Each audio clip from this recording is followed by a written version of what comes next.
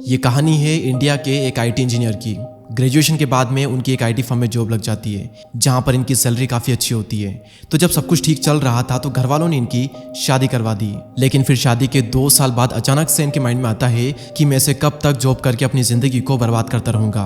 और फिर क्या, इन्होंने अपनी जॉब छोड़ने का फैसला ले लिया और उन्होंने ये बात जा करके अपनी वाइफ को बताई और इनकी वाइफ ने इस चीज़ का बहुत ही सपोर्ट किया। फिर क्या था, इन्होंने अपने 6 दोस्तों के साथ मिल करके अपनी कंपनी की शुरुआत की और वो कंपनी और कोई नहीं बल्कि इंडिया की सेकंड बिगेस्ट आईटी फर्म है इन्फोसिस। और ये कहानी थी नारायण मूर्ति जी की, जिन्होंने 1981 में अपनी जॉब छोड़कर वाइफ से 10,000 रुपये उधार लेकर के अपने दोस्तों के साथ मिलकर इन्फोसिस स्टार्ट किया था। अब सवाल यहाँ पर यह आता है कि नारायण मूर्ति जी ने ऐसा क्यों किया। सब कुछ एकदम बढ़िया चल रहा था, उनकी शादी हो चुकी थी, उनकी अच्छी जॉब थी, तो फिर ऐसा उन्होंने क्यों किया? क्योंकि वो अपने कंफर्ट जोन से बाहर निकलना चाहते थे। वो अपनी डेली लाइफ से बोर हो चुके थे और कुछ अलग करना चाहते थे, कुछ हटकर करना चाहते थे। और ऑलमोस्ट सेम चीज हुई थी महेंद्र सिंह धोनी के साथ में, जिनकी रेलवे में टीटी की जॉब लग गई थी और उनकी लाइफ में भी सब कुछ सही चल रहा था, अच्छे खासे पैसे आ रहे थे, फैमिली खुश थी, लेकिन अंदर से वो खुश नहीं थे। वो अपने कंफर्ट जोन से बाहर निकलना चाहते थे और वो करना चाहते थे जो उनके अंदर से आ रहा था। तो उन्होंने भी जॉब छोड़ी और क्रिकेट को सीरियसली लिया और फिर उसके बाद जो हुआ वो पूरी दुनिया ने देखा। अब ये तो मैंने आप सभी को बहुत ही बड़े बड़े एग्जाम्पल दिए। अब मैं आप सभी को हमारी डेली लाइफ का एक छोटा सा एग्जाम्पल देता हूँ। आप सभी ने पानी को गर्म होते हुए और उबलते हुए तो देखा ही होगा। अब पानी का जो बॉइलिंग पॉइंट होता है वो होता है 100 डिग्री सेल्सियस, यानी कि पानी का तापमान जब 100 डिग्री हो जाता है तो उबलने लगता है। लेकिन अगर वो 1 से लेकर के 99 डिग्री तक भी होता है तो पानी नहीं उबलता। लेकिन 99 के बाद में सिर्फ 1 डिग्री अगर वो बढ़ता है तो वो उबलने लगता है। और बस यही 1 डिग्री आपको भी अपने कंफर्ट जोन से बाहर निकालता है। फिर वो चाहे इंसान हो या फिर जानवर हो, आपको बस 1 डिग्री का ही थोड़ा फर्क चाहिए होगा। और एक बार एक बहुत ही कमाल की रिसर्च की गई कि जू के उन जानवरों को जो कि हमेशा से ही जू में रहे हैं, उनको खुले में छोड़ दिया गया और उसके बाद में 1 महीने बाद देखा गया तो पता चला कि उनमें से 90% जानवर मर चुके हैं, क्योंकि वो हमेशा से ही जू में रहे हैं। उन्होंने कभी भी खुद के लिए शिकार नहीं ढूंढा, उन्हें जू में वक्त पर खाना मिल जाता था और उन्होंने कभी भी अपनी जान दूसरे जानवर से नहीं बचाई थी, क्योंकि जू में तो सभी जानवर अलग अलग पिंजरे में होते हैं। तो बेसिकली इस रिसर्च से ये पता चलता है कि जानवर जू में अपने कंफर्ट जोन में थे, लेकिन जैसे ही उन्हें अपने कंफर्ट जोन से बाहर निकाला गया तो वो सर्वाइव नहीं कर पाए। क्यों? क्योंकि उन्हें इसकी आदत ही नहीं थी। लेकिन इसका मतलब ये बिल्कुल भी नहीं है कि हमें अपने कंफर्ट जोन से बाहर नहीं निकलना है, क्योंकि 90% जानवर मर चुके थे लेकिन 10% जानवर बच भी तो गए थे।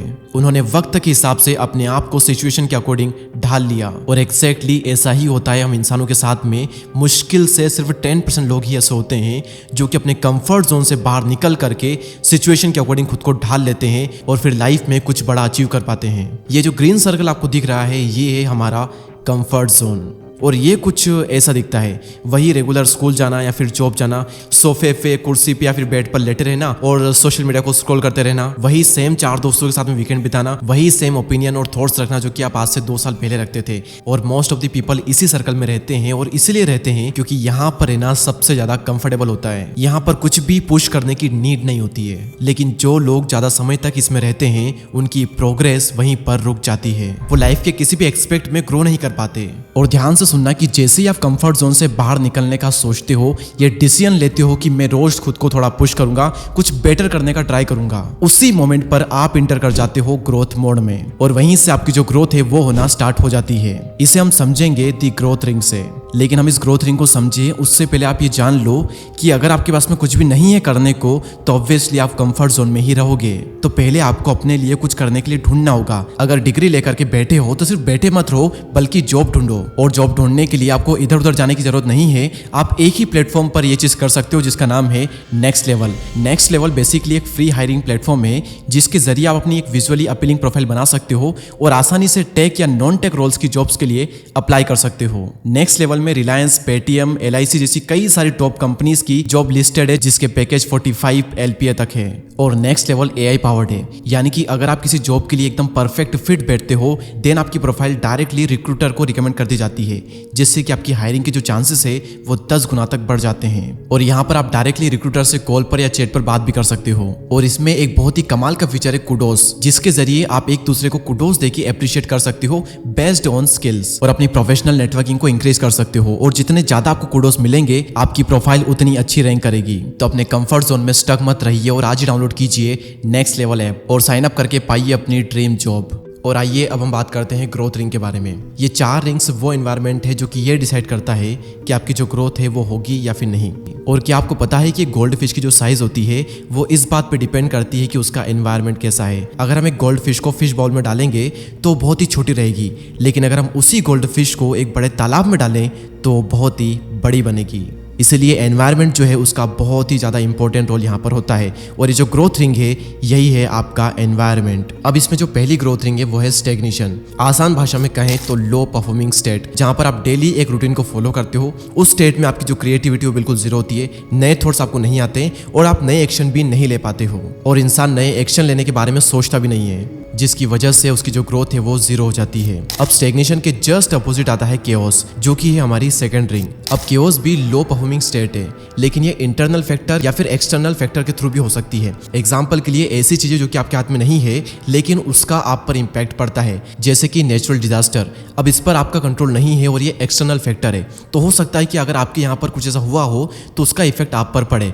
और इंटरनल फैक्टर यानी कि आपकी मेंटल कंडीशन अगर खराब हो चुकी है किसी चीज की वजह से, तो फिर उसकी वजह से भी आप काम नहीं कर पाते हो और आप रहते हो कंफर्ट जोन में। अब थर्ड रिंग है ऑर्डर। अब ये रिंग एक ऐसा एनवायरनमेंट है जहां पर पहले से ही पता है कि आउटकम क्या होने वाला है। एग्जाम्पल के लिए अगर आप कहीं पर जॉब करते हो तो आपको पहले से ही पता है कि महीने के एंड में 20,000 रुपये 25,000 रुपये मिलने वाले हैं। तो जब आपको पहले से ही पता होगा कि एंड में क्या होने वाला है, तो ऐसी कंडीशन में भी फिर आप कंफर्ट जोन में रहते हो। और साइंस कहती है कि अगर आपको पहले से ही किसी चीज़ का आउटकम पता होता है तो फिर आप ग्रो करना बंद कर देते हो।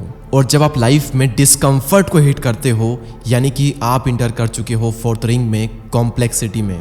ये रिंग ऑर्डर के जैसी ही है, लेकिन बस इसमें आपको आउटकम पता नहीं है। और जहाँ पर आउटकम पता नहीं होता है वहाँ पर क्रिएट होता है डिस्कम्फर्ट, और जहाँ पर आता है डिस्कम्फर्ट वहाँ पर आती है आपकी ग्रोथ। तो आप पता करिए कि आप कौन सी रिंग के अंदर स्टक हो और मुझे कमेंट कर जरूर बताइए। अब हमने ग्रोथ रिंग को तो जान लिया, अब हम बात करते हैं उन 3 स्टेप के बारे में जिन्हें फॉलो करके आप खुद को ग्रोथ वाले फेज में पुश कर सकते हो। और ये 3 स्टेप है कंसिस्टेंसी, इंटेंसिटी और लॉन्गर पीरियड ऑफ टाइम।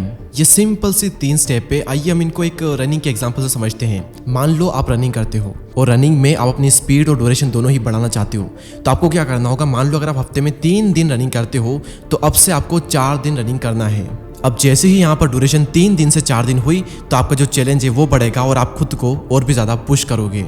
तो पहला था कंसिस्टेंसी, यानी कि आपको लगातार कोई चीज़ करनी है। दूसरा है इंटेंसिटी, आप कोई भी चीज़ लगातार कर रहे हो तो उसमें आपको अपनी इंटेंसिटी बढ़ानी है। एग्जाम्पल के लिए अगर आप जिम में 5 किलो का डंबल उठाते हो तो अब से आपको 7.5 का उठाना है। अगर आप 7.5 का उठाते हो तो फिर आपको 10 का उठाना है। इस तरीके से अपनी जो इंटेंसिटी है वो आपको बढ़ानी है, क्योंकि जैसे ही इंटेंसिटी बढ़ती है आपके सामने आता है एक चैलेंज, और माइंड को चैलेंज में बहुत ही मज़ा आता है। और थर्ड है लॉन्गर पीरियड ऑफ टाइम, यानी कि अगर आप पहले 10 मिनट तक रनिंग कर सकते थे तो अब से आपको 15 मिनट तक इसे पुश करना है। और इन 3 चीज़ों को आप अपनी लाइफ के किसी भी काम में, स्टडी में, लर्निंग में, फिजिकल एक्टिविटी में, सोशल स्किल में, जिसमें भी आपको ग्रो करना है उसमें आप इसे अप्लाई कर दीजिए और आप उसमें रिजल्ट जल्द ही देखेंगे। और ये 3 स्टेप आपको धीरे धीरे कंफर्ट जोन से बाहर निकालने में हेल्प करेगी। अब सवाल यहाँ पर ये आता है कि कंफर्ट जोन को छोड़ करके ग्रोथ जोन में जाना अगर इतना बेनिफिशियल है तो फिर हर कोई इसे ट्राई क्यों नहीं करता। क्योंकि इस ग्रोथ जोन के बाहर में एक और जोन आता है, वो है डेंजर जोन। खुद को पुश करना अच्छी बात है, लेकिन अगर आप जरूरत से ज़्यादा पुश करोगे तो इसका जो रिजल्ट है वो बिल्कुल अपोजिट भी हो सकता है। एग्जाम्पल के लिए आप 5 किलो का डंबल उठाते हो तो 7.5 का उठाते हो तो इतना फर्क नहीं आएगा, लेकिन अगर आप 5 से डायरेक्टली 15 पर शिफ्ट कर जाते हो बहुत ही जल्दी, तो फिर हो सकता है कि आपको इंजरी भी हो जाए। कई सारे लोग शुरू में ही इतना ज्यादा पुश कर देते हैं कि एकदम से उनका जो मोटिवेशन है वही खत्म हो जाता है। आपको अपने आप को पुश करना है, लेकिन धीरे धीरे करना है, एकदम से नहीं करना है। अगर आप किसी भी मुश्किल काम को शुरुआत में करने की कोशिश करेंगे और बहुत ज़्यादा इंटेंसिटी के साथ में करेंगे, फिर आप उस काम को नहीं कर पाओगे और आपको जो मोटिवेशन है वही खत्म हो जाएगा। लेकिन अगर आप उस मुश्किल काम को धीरे धीरे करते हो तो आपके ऊपर एकदम से इतना लोड नहीं आता और आपका जो मोटिवेशन है वो भी कम नहीं होता। और अगर आप अभी तक वीडियो देख रहे हो और अगर कंफ्यूज हो गए हो तो बहुत ही सिंपल वे में मैं आप सभी को बता देता हूँ कि पहला स्टेप तो यही है कि आपको एक्शन लेना होगा, किसी भी चीज़ की शुरुआत करनी होगी। शुरुआत करने के बाद में आप उसमें कंसिस्टेंसी को मेंटेन कीजिए, इंटेंसिटी को बढ़ाते रहिए और जो ड्यूरेशन है काम की वो थोड़ी सी बढ़ा दीजिए। और उसके बाद में आप देखेंगे कि मुश्किल काम भी बहुत ही आसानी से हो रहा है। तो इस वीडियो में इतना ही। और हाँ, नेक्स्ट लेवल की लिंक डिस्क्रिप्शन में है, एक बार जाइए, चेक करिए और पाइए अपनी ड्रीम जॉब। तो इस वीडियो में इतना ही, मिलते हैं जल्दी नेक्स्ट वीडियो में। तब तक के लिए जय हिंद, जय भारत।